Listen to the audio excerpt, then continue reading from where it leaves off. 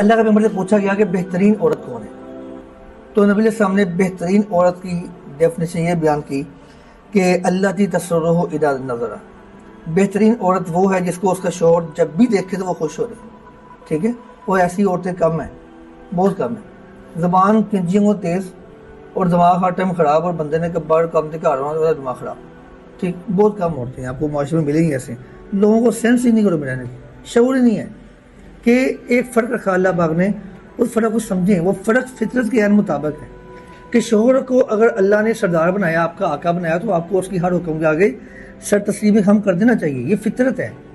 عورت کی فطرت ہے کہ اس کو شوہر کی اطاعت کرنی. جو عورت فطرت کے اگینسٹ چلتی ہے وہ برباد ہو جاتی ہے. مرد کی فطرت ہے اس نے بیوی کو لے کے چلنا ہے سر. اگر مرد اگینسٹ نہیں جانا، اگینسٹ اس وقت تک نہیں جانا جب تک اللہ اور اس کے رسول کی نافرمانی کا نہیں کرتا. اگینسٹ نہیں جانا، جو مرضی ہو جائے، ٹھیک ہے. اور شوہر جیسے خوش ہوتا ہے، میں نے اس نے کیا کہا تھا، جس لباس میں خوش ہوتا ہے، جس انداز میں خوش ہوتا ہے، آپ کی جس بولنے کے انداز سے خوش ہوتا ہے. آپ کسی بات میں غصہ ہے تو دفاع کر یار، یہ کہیں گالا کرنا جی. وہ خوش ہوتا ہے اس بات میں کہ میری بیوی غصہ تھوک دے تو اس کو چھوڑ دیں.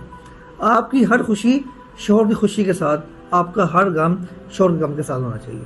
تو یہی بہترین عورت کی علامت ہے. اللہ تی تسرہ اذا نظر، کہ جب اس کا شوہر اس کو دیکھے تو خوش ہو جائے. تو یہ کم عورتیں ایسی.